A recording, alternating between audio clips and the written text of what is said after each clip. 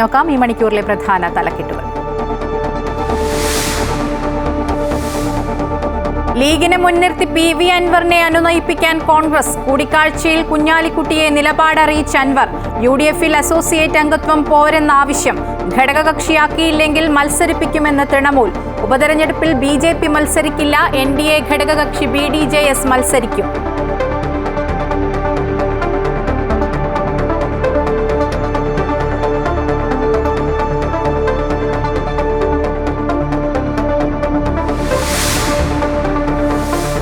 ബംഗാൾ ഉൾക്കടലിൽ ന്യൂനമർദ്ദം. സംസ്ഥാനത്ത് 5 ദിവസം തീവ്രമഴ തുടരും.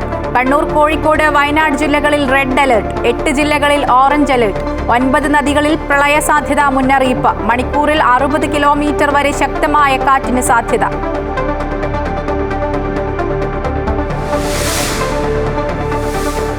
ആയിരത്തി 1947 ആദ്യത്തെ ഭീകരാക്രമണം ഉണ്ടായപ്പോൾ തന്നെ ഭീകരവാദികളെ കൈകാര്യം ചെയ്യണമായിരുന്നുവെന്ന് പ്രധാനമന്ത്രി നരേന്ദ്രമോദി.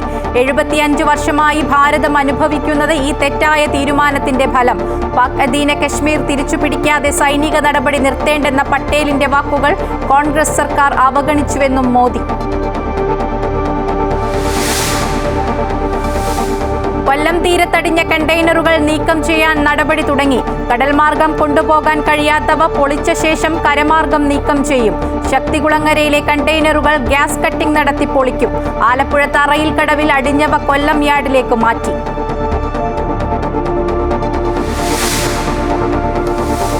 ഹോർട്ടികോർപ്പ് കർഷകരിൽ നിന്നുള്ള പച്ചക്കറി സംഭരണം നിർത്തി. സെക്രട്ടേറിയറ്റ് നടയിൽ പച്ചക്കറികൾ വലിച്ചെറിഞ്ഞ് കർഷകരുടെ പ്രതിഷേധം. 1 മാസത്തോളമായി ഹോർട്ടികോർപ്പ് കർഷകരിൽ നിന്ന് പച്ചക്കറി വാങ്ങുന്നില്ലെന്ന പരാതിയും പരിഹരിക്കപ്പെട്ടില്ല.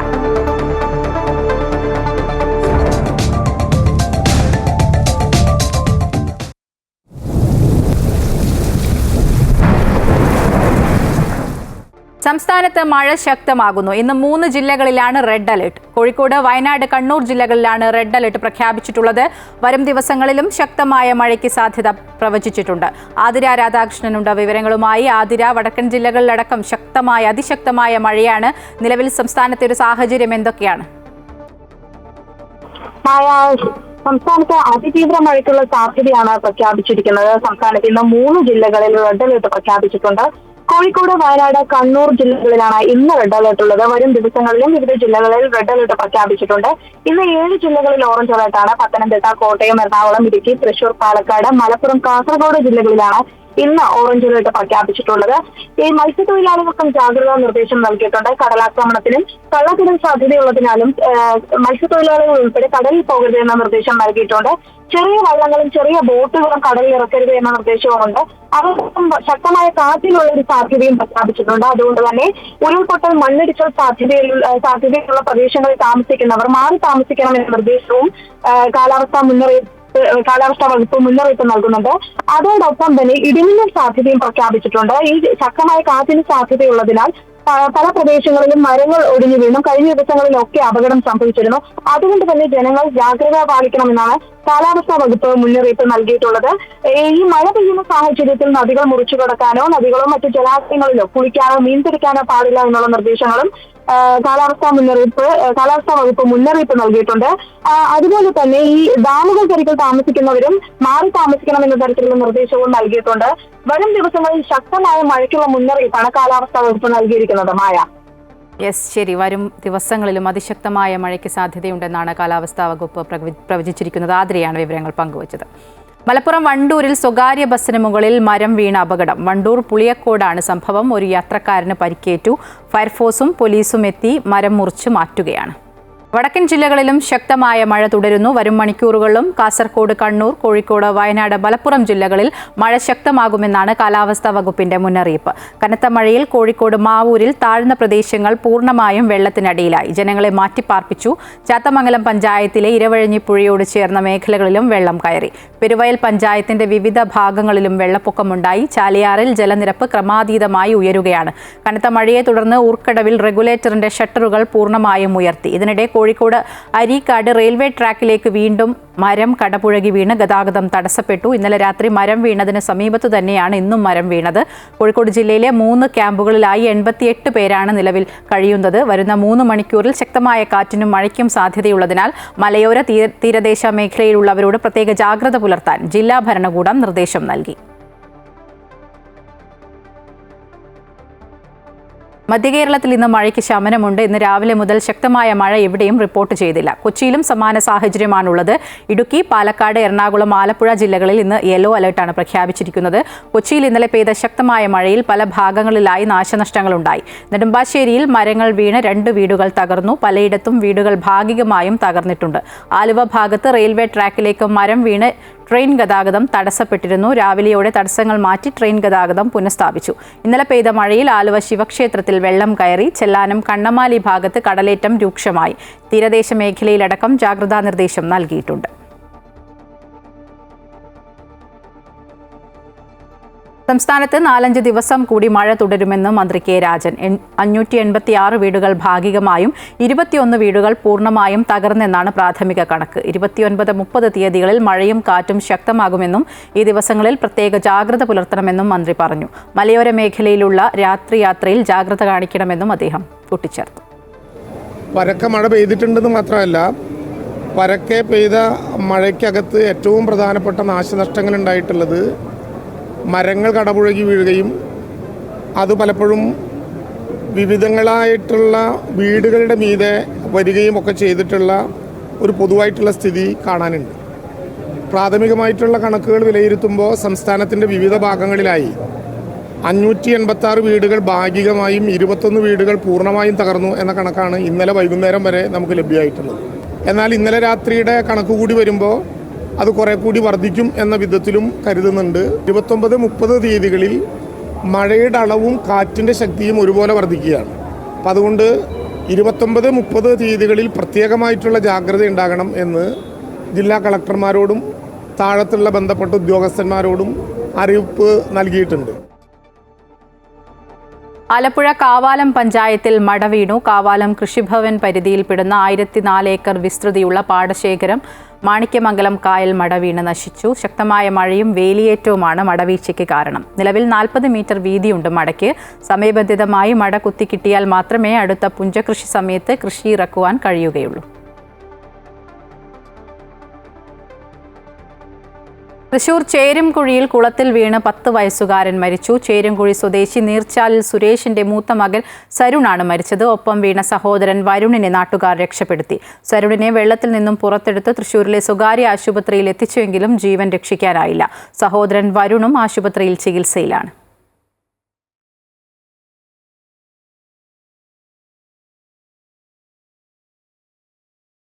കാസർഗോഡ് മടിയനിൽ ശക്തമായ കാറ്റിൽ മാവും തെങ്ങും ഒടിഞ്ഞു വീണ് വീടിന്റെ ടെറസും മതിലും തകർന്നു. ഇന്ന് ഉച്ചയ്ക്ക് 1:30 സംഭവം. മടിയൻ തെക്കിനി വളപ്പിൽ പി ഗോപാലിന്റെ വീടിന് മുകളിലേക്കാണ് മാവും തെങ്ങും വീണത്. തെങ്ങ് വീണ് വീടിന്റെ ടെറസിന് വലിയ വിള്ളലുണ്ടായി. മതിൽ ഭാഗികമായി തകർന്നു.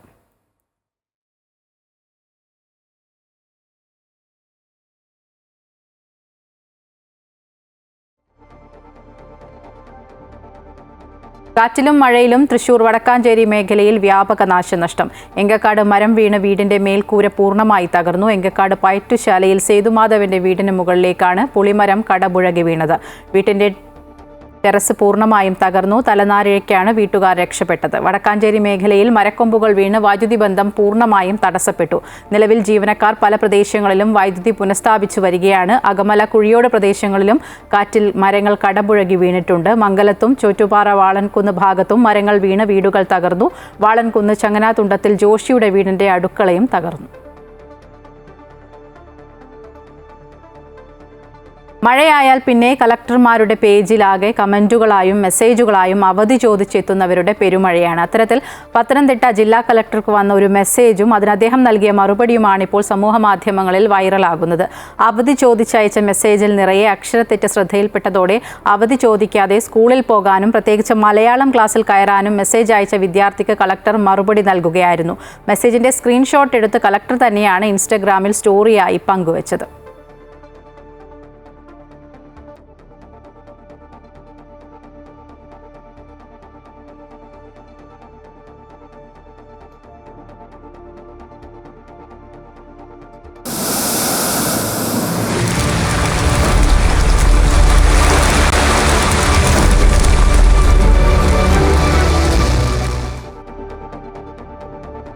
കാലവർഷം എത്തിയതോടെ കടലാക്രമണ ഭീതിയിലാണ് തിരുവനന്തപുരം പൊഴിയൂർ നിവാസികൾ.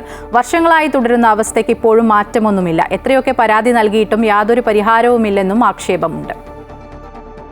വർഷങ്ങളേറെയായി പൊഴിയൂർ നിവാസികൾ കടലിനോട് പോരാടാൻ തുടങ്ങിയിട്ട്.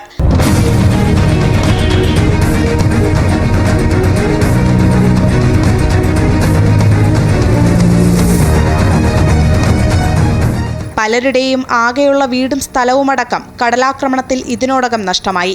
ഓരോ മഴക്കാലത്തും ക്യാമ്പുകളിലാണ് ഇവിടെയുള്ളവർ അഭയം പ്രാപിക്കുന്നത്. പരിഹാരത്തിനായി പല വാതിലുകൾ മുട്ടിയിട്ടും ഒരു തരത്തിലുള്ള നടപടിയും ഉണ്ടായിട്ടില്ല എന്നാണ് ഉയരുന്ന പരാതി.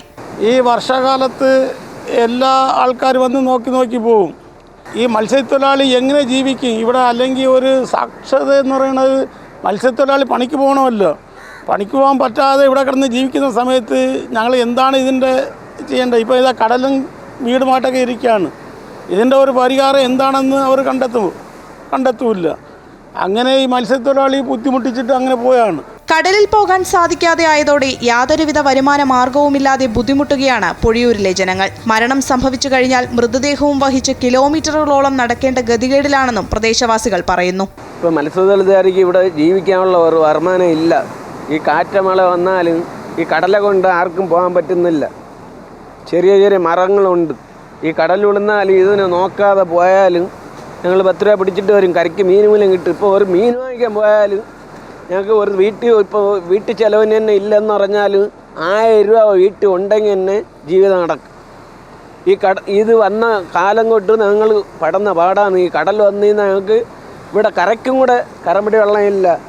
ഇവിടെ പണിക്കുവാനും പറ്റുന്നില്ല. എത്രയും പെട്ടെന്ന് പുലിമുട്ട് സ്ഥാപിച്ച് സംരക്ഷണം ഒരുക്കണമെന്ന ആവശ്യമാണ് അവർ ഉന്നയിക്കുന്നത്. അധ്വാനിച്ച് സ്വരുക്കൂട്ടിയത് ഓരോന്നും കടലെടുക്കുന്നത് നിസ്സഹായരായി നോക്കി നിൽക്കേണ്ട അവസ്ഥയിലാണ് ഇവിടെ ജീവിക്കുന്നവർ. പൊഴിയൂർ നിവാസികൾക്കും ജീവിക്കണം. ക്യാമറാമാൻ വിഷ്ണുവിനൊപ്പം ആതിര, അമൃത ന്യൂസ്, തിരുവനന്തപുരം.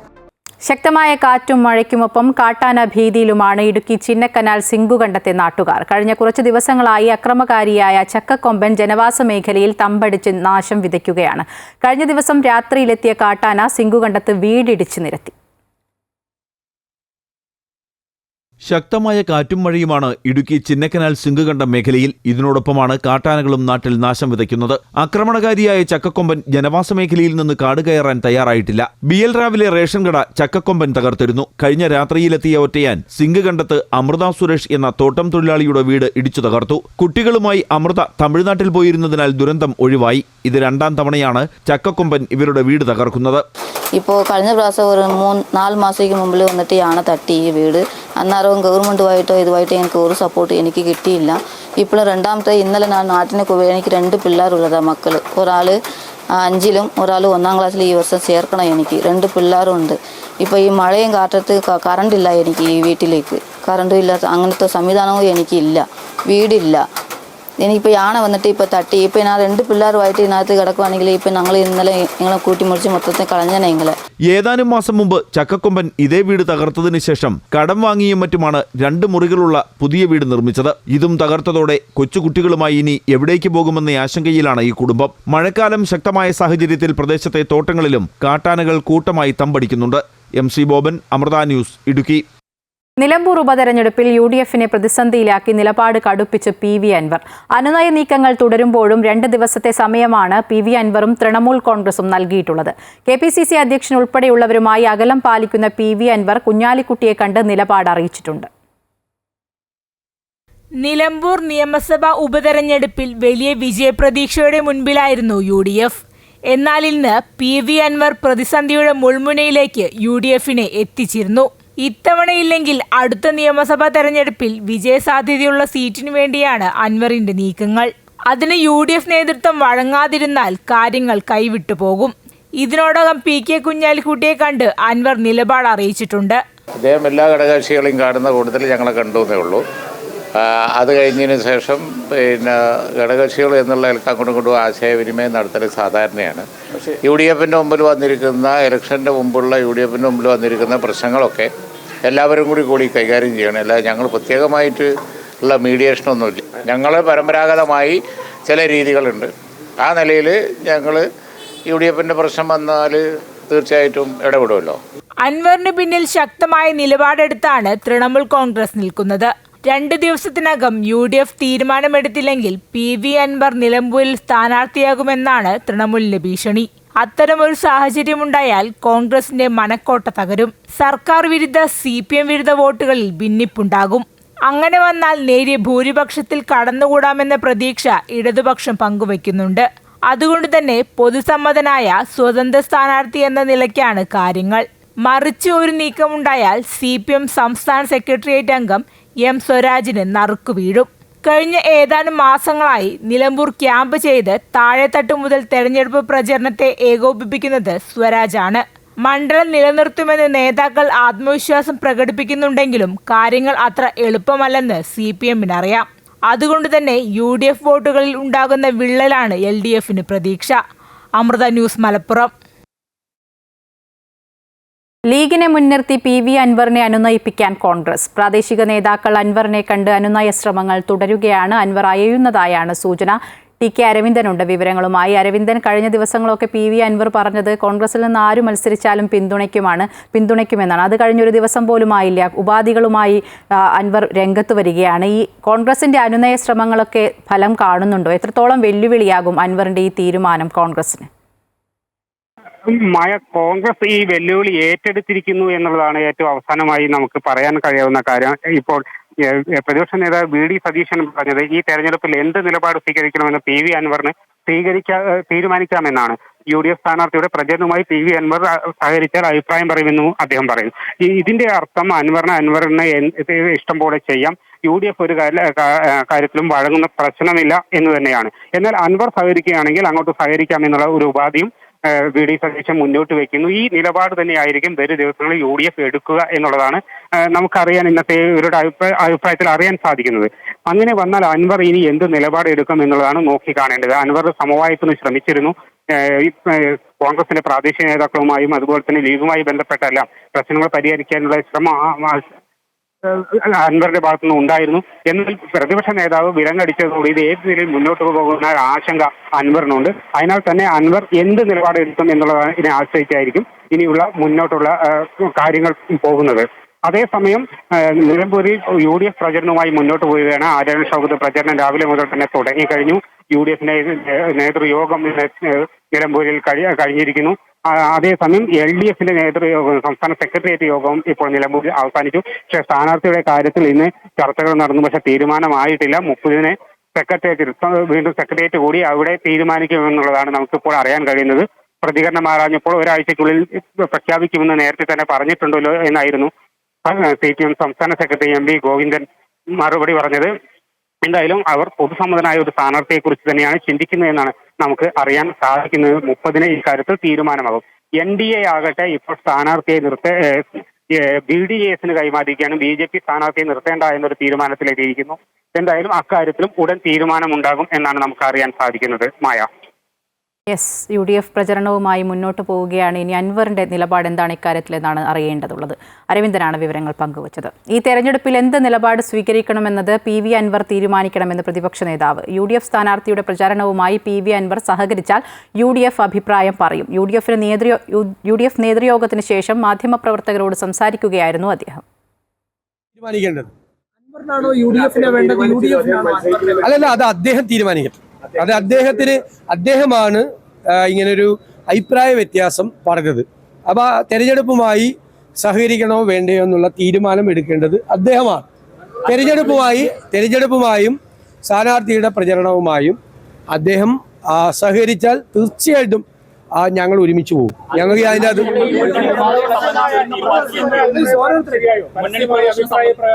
അല്ലല്ല, അത് അദ്ദേഹം തീരുമാനിക്കട്ടെ. അദ്ദേഹം തെരഞ്ഞെടുപ്പുമായി, ഈ നിലമ്പൂരിലെ ഉപതെരഞ്ഞെടുപ്പുമായി, UDFിന്റെ പ്രവർത്തനവുമായി അദ്ദേഹം സഹകരിച്ചു പോകണോ വേണ്ടയോ എന്ന് അദ്ദേഹം എടുക്കുന്ന വ്യക്തിപരമായ തീരുമാനമാണ്. അല്ല, ഞാൻ പറയട്ടെ അദ്ദേഹം എടുക്കേണ്ട വ്യക്തിപരമായ തീരുമാനമാണ്. ആ തീരുമാനം അദ്ദേഹം എടുത്തു കഴിഞ്ഞാൽ അപ്പോൾ UDFിന്റെ അഭിപ്രായമാണ്. നിലമ്പൂരിലെ സ്ഥാനാർത്ഥിത്വം BDJSന് നൽകാനൊരുങ്ങി BJP. NDA യോഗം ചേർന്ന ഇക്കാര്യത്തിൽ അന്തിമ തീരുമാനമെടുക്കും. മത്സരരംഗത്ത് നിന്ന് പൂർണ്ണമായും മാറി നിന്നാൽ തിരിച്ചടിയാകുമെന്നാണ് BJPയുടെ വിലയിരുത്തൽ. അതേസമയം BJP ആവശ്യപ്പെട്ടാൽ മത്സരിക്കാൻ തയ്യാറെന്നാണ് BDJSന്റെ നിലപാട്. നിലമ്പൂരിലെ സ്ഥാനാർത്ഥിത്വത്തെ ചൊല്ലി BJPക്കുള്ളിലെ ആശയക്കുഴപ്പം മാറുന്നില്ല. തദ്ദേശ തെരഞ്ഞെടുപ്പിനായി കച്ചമുറുക്കി ഇറങ്ങുന്ന വേളയിൽ നിലമ്പൂരിലേക്ക് കളം മാറിയാൽ തയ്യാറെടുപ്പുകളെല്ലാം താളം തെറ്റുമെന്നാണ് BJP നേതൃത്വത്തിന്റെ വിലയിരുത്തൽ. ഉപതെരഞ്ഞെടുപ്പ് പ്രഖ്യാപിച്ചപ്പോൾ മുതൽ മത്സരരംഗത്ത് നിന്ന് വിട്ടുനിൽക്കുമെന്ന സൂചനകളായിരുന്നു BJP നേതൃത്വം പങ്കുവച്ചിരുന്നത്. എന്നാൽ മത്സരിക്കാതെ മാറി നിൽക്കാനുള്ള തീരുമാനത്തെ വിമർശിച്ച് ഇതിനോടകം തന്നെ പലരും രംഗത്ത് വന്നു. നിലമ്പൂരിൽ BJP പ്രവർത്തകർ മനസാക്ഷി വോട്ട് ചെയ്യണമെന്ന് ആഹ്വാനം ചെയ്താൽ പിന്നീടുണ്ടായേക്കാവുന്ന പ്രത്യാഘാതങ്ങളെക്കുറിച്ചും പാർട്ടി ഗൗരവത്തിൽ ആലോചിക്കുന്നു. തെരഞ്ഞെടുപ്പിൽ നിന്ന് മാറി നിന്ന് തൽക്കാലം തെറ്റായ സന്ദേശം നൽകേണ്ട എന്നാണ് BJPയുടെ വിലയിരുത്തൽ. അതിനാൽ നിലമ്പൂർ സീറ്റ് ഘടകകക്ഷികൾക്ക് നൽകാനാണ് തീരുമാനം. BDJS ആകും മത്സരരംഗത്തുണ്ടാകുക. 2 ദിവസം കഴിഞ്ഞ് NDA യോഗം ചേരും. അതേസമയം BJP ആവശ്യപ്പെട്ടാൽ മത്സരിക്കുമെന്നാണ് BDJS വ്യക്തമാക്കുന്നത്. അമൃത ന്യൂസ്, തിരുവനന്തപുരം. നേരത്തെ പറഞ്ഞതുപോലെ ഒരാഴ്ചയ്ക്കുള്ളിൽ തന്നെ സ്ഥാനാർത്ഥിയെ പ്രഖ്യാപിക്കുമെന്ന് CPM സംസ്ഥാന സെക്രട്ടറി MV ഗോവിന്ദൻ. അൻവറിനെ UDF കൈവിട്ടല്ലോ എന്ന ചോദ്യത്തിന് ആയിക്കോട്ടെ എന്നായിരുന്നു അദ്ദേഹത്തിന്റെ മറുപടി. 1947 തന്നെ നെഹ്റു സർക്കാർ ഭീകരവാദത്തെ അടിച്ചമർത്താൻ ശ്രമിക്കണമായിരുന്നുവെന്ന് പ്രധാനമന്ത്രി നരേന്ദ്രമോദി. അന്നത്തെ കോൺഗ്രസ് സർക്കാർ സർദാർ വല്ലഭായ് പട്ടേലിന്റെ ഉപദേശത്തെ അവഗണിച്ചുവെന്നും മോദി പറഞ്ഞു. ഗുജറാത്തിലെ പ്രധാനമന്ത്രിയുടെ റോഡ് ഷോയിൽ 10,000-കണക്കിന് പേരാണ് പങ്കെടുത്തത്. ജവഹർലാൽ നെഹ്റുവിന്റെ ചരമവാർഷിക ദിനത്തിലായിരുന്നു പ്രധാനമന്ത്രി നരേന്ദ്രമോദിയുടെ വിമർശനം. ഇന്ത്യ വിഭജനത്തിനു ശേഷം 1947 തന്നെ ആദ്യത്തെ ഭീകരാക്രമണമുണ്ടായി. എന്നാൽ ആ സമയത്ത് അതിനെ വേണ്ട വിധത്തിൽ കൈകാര്യം ചെയ്തില്ല. അന്നത്തെ ആക്രമണമാണ് മറ്റൊരു രൂപത്തിൽ പതിറ്റാണ്ടുകളായി ഇന്ത്യക്ക് ഉപദ്രവമായി മാറിക്കൊണ്ടിരിക്കുന്നതെന്നും പ്രധാനമന്ത്രി പറഞ്ഞു. പാക് അധീന കശ്മീർ തിരിച്ചുപിടിക്കാതെ സൈനിക നടപടി നിർത്തേണ്ടെന്ന് അന്നത്തെ പ്രതിരോധ മന്ത്രി സർദാർ വല്ലഭായ് പട്ടേൽ വാദിച്ചെങ്കിലും കോൺഗ്രസ് സർക്കാർ പട്ടേലിന്റെ നിർദ്ദേശം അവഗണിച്ചതായും മോദി കൂട്ടിച്ചേർത്തു. ഗുജറാത്തിൽ പൊതുപരിപാടിയിൽ സംസാരിക്കുകയായിരുന്നു അദ്ദേഹം. 1947 में जब मां भारती के टुकड़े हुए, कटनी चाहिए थी तो जंजीरें, लेकिन काट दी गई भुजाएं, देश के 3 टुकड़े कर दिए गए। और उसी रात पहला आतंकवादी हमला कश्मीर की धरती पर हुआ। मां भारती का एक हिस्सा आतंकवादियों के बलबूते पर, मुजाहिदों के नाम पर पाकिस्तान ने हड़प ले लिया। अगर उसी दिन इन मुजाहिदों को मौत के घाट उतार दिया गया होता, और सरदार पटेल की इच्छा थी कि पीओके वापस नहीं आता है, तब तक सेना रुकनी नहीं चाहिए। പാകിസ്ഥാൻ വർഷങ്ങളായി നിഴൽ യുദ്ധം നടത്തുന്നത് നേരിട്ടുള്ള യുദ്ധത്തിൽ വിജയിക്കില്ലെന്ന് ബോധ്യമുള്ളതുകൊണ്ടാണ്. ഓപ്പറേഷൻ സിന്ദൂറിൽ ഇന്ത്യയുടെ തിരിച്ചടികളെല്ലാം ക്യാമറയിൽ പതിഞ്ഞതിനാൽ ആരും തെളിവ് ചോദിക്കില്ലെന്നും മോദി വ്യക്തമാക്കി. ഇന്ത്യക്ക് സമാധാനമാണ് വേണ്ടത്, പ്രകോപിപ്പിച്ചാൽ മിണ്ടാതിരിക്കില്ലെന്നും മോദി മുന്നറിയിപ്പ് നൽകി. ഗുജറാത്തിലെ ഗാന്ധിനഗറിലെ റോഡ് ഷോയിൽ 10,000-കണക്കിന് ആളുകളാണ് മോദിയെ കാണാൻ അണിനിരന്നത്. പുഷ്പവൃഷ്ടി നടത്തിയാണ് പ്രധാനമന്ത്രിയെ വരവേറ്റത്. മുഖ്യമന്ത്രി ഭൂപേന്ദ്ര പട്ടേൽ അടക്കമുള്ള നേതാക്കൾ റോഡ് ഷോയിൽ പങ്കെടുത്തു. ഗുജറാത്ത് നഗരവളർച്ചയുടെ 20ാം വാർഷിക ആഘോഷ പരിപാടിയിലും മോദി പങ്കെടുത്തു. ഒട്ടേറെ വികസന പദ്ധതികൾക്കും മോദി തുടക്കം കുറിച്ചു. News desk, Amrita TV. Thrissur Parlikad 10ാം കല്ലിൽ തെരുവുനായ ആക്രമണം. 2 വയസ്സുകാരനുൾപ്പെടെ 7 പേർക്ക് പരിക്കേറ്റു. ഇന്ന് രാവിലെ 9 മണിക്കും 11 മണിക്കും ഇടയിലാണ് നായ്ക്കൾ ആക്രമണം നടത്തിയത്. വീട്ടുമുറ്റത്ത് ഓടിയെത്തി വയോധികർ ഉൾപ്പെടെയുള്ളവരെ നായ കടിച്ചു. തൊഴിലുറപ്പ് തൊഴിലാളികൾ ഉൾപ്പെടെയുള്ള കാൽനട യാത്രികരെയും ആക്രമിച്ചു. പരിക്കേറ്റവർ തൃശൂർ മെഡിക്കൽ കോളേജ് ആശുപത്രിയിലും വടക്കാഞ്ചേരി ജില്ലാ ആശുപത്രിയിലും ചികിത്സ തേടി. കൊല്ലം ആര്യങ്കാവ് എക്സൈസ് ചെക്ക് പോസ്റ്റിൽ കഞ്ചാവ് വേട്ട. 13.5 കിലോ കഞ്ചാവ് പിടികൂടി. കൊല്ലം കൊറ്റങ്കര സ്വദേശി ബെല്ലാരി സുനി, തൃക്കരുവ ഇഞ്ചവിള സ്വദേശി രാജേഷ്, ഹൈസ്കൂൾ ജംഗ്ഷൻ സ്വദേശി പട്ടർ പ്രശാന്ത് എന്നിവരാണ് പിടിയിലായത്. കഞ്ചാവ് കാറിന്റെ ബമ്പറിൽ ഒളിപ്പിച്ച നിലയിലായിരുന്നു. ആലപ്പുഴ തറയിൽ കടവിൽ അടിഞ്ഞ കണ്ടെയ്നർ തീരത്ത് നിന്ന് നീക്കി ലോറിയിൽ കൊല്ലത്തെ യാർഡിലേക്കാണ് മാറ്റിയത്. കസ്റ്റംസ് ഉദ്യോഗസ്ഥരുടെ മേൽനോട്ടത്തിലാണ് കണ്ടെയ്നറും അതിലുണ്ടായിരുന്ന വസ്തുക്കളും കൊല്ലത്തെ യാർഡിലേക്ക് മാറ്റിയത്.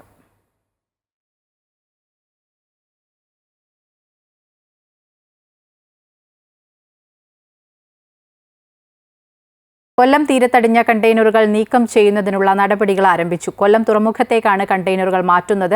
കടൽമാർഗം ബോട്ട് ഉപയോഗിച്ച് കെട്ടിവലിച്ച് കൊല്ലം പോർട്ടിലെത്തിച്ച ഒരു കണ്ടെയ്നർ ക്രെയിൻ ഉപയോഗിച്ച് കൊല്ലം തുറമുഖത്തേക്ക് മാറ്റി. തുറമുഖത്തെ യാർഡിൽ ഇവ സൂക്ഷിക്കാനാണ് തീരുമാനം. എന്നാൽ കടൽമാർഗം കണ്ടെയ്നറുകൾ തുറമുഖത്തേക്ക് എത്തിക്കുന്നതിന് മോശം കാലാവസ്ഥ തടസ്സമാകുന്നുണ്ട്.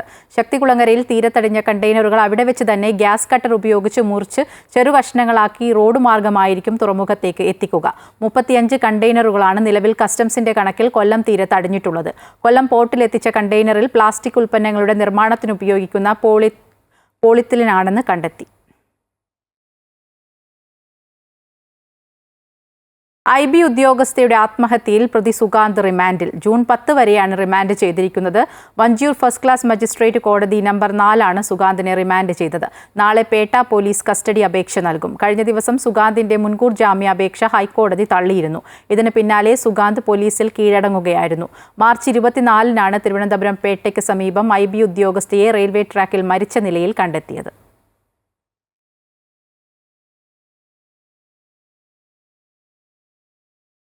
മലപ്പുറം കോട്ടക്കലിൽ നിയന്ത്രണം വിട്ട ലോറി മറ്റു വാഹനങ്ങളിലിടിച്ച് അപകടം. ലോറി കാറിലും സ്കൂട്ടറിലും ഇടിച്ചാണ് അപകടമുണ്ടായത്. 4 പേർക്ക് പരിക്കേറ്റു. ഒരാളുടെ നില ഗുരുതരമാണ്. പരിക്കേറ്റവരെ കോട്ടക്കലിലെ ആശുപത്രിയിൽ പ്രവേശിപ്പിച്ചു. ലോറി 3 കാറുകളിലും 4 ബൈക്കുകളിലും ഇടിച്ചാണ് അപകടമുണ്ടായത്.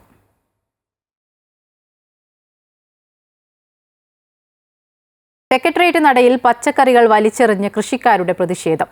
തിരുവനന്തപുരം, കൊല്ലം, പത്തനംതിട്ട എന്നീ 3 ജില്ലകളിൽ ഹോർട്ടികോർപ്പിന് ഉൾപ്പെടെ പച്ചക്കറികൾ വിതരണം ചെയ്യുന്ന കർഷകരാണ് പ്രതിഷേധിച്ചത്. ഏപ്രിൽ 2 മുതൽ ഹോർട്ടികോർപ്പ് കർഷകരിൽ നിന്ന് പച്ചക്കറികൾ വാങ്ങുന്നില്ല എന്നാണ് പരാതി. സർക്കാർ അനുകൂല നടപടി സ്വീകരിച്ചില്ലെങ്കിൽ സെക്രട്ടേറിയറ്റ് നടയിൽ അനിശ്ചിതകാല സമരം നടത്താനാണ് കർഷകരുടെ തീരുമാനം.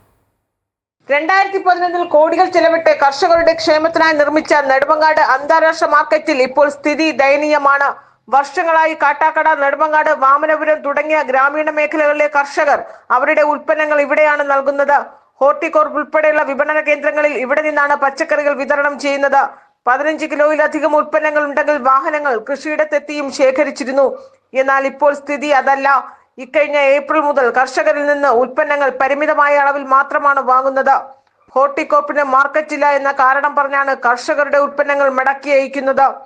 അതേസമയം കൃഷിവകുപ്പിലെ ഉന്നത ഉദ്യോഗസ്ഥരും ഹോർട്ടികോർപ്പ് അധികൃതരും ചേർന്ന് കർഷകരെ വഞ്ചിക്കുന്നു എന്നാണ് ആരോപണം. കൃഷിമന്ത്രിയെ നേരിൽ കണ്ട് പരാതി അറിയിച്ചിട്ടും വേൾഡ് മാർക്കറ്റിന് മുന്നിൽ സമരം നടത്തിയിട്ടും തീരുമാനമുണ്ടായില്ല.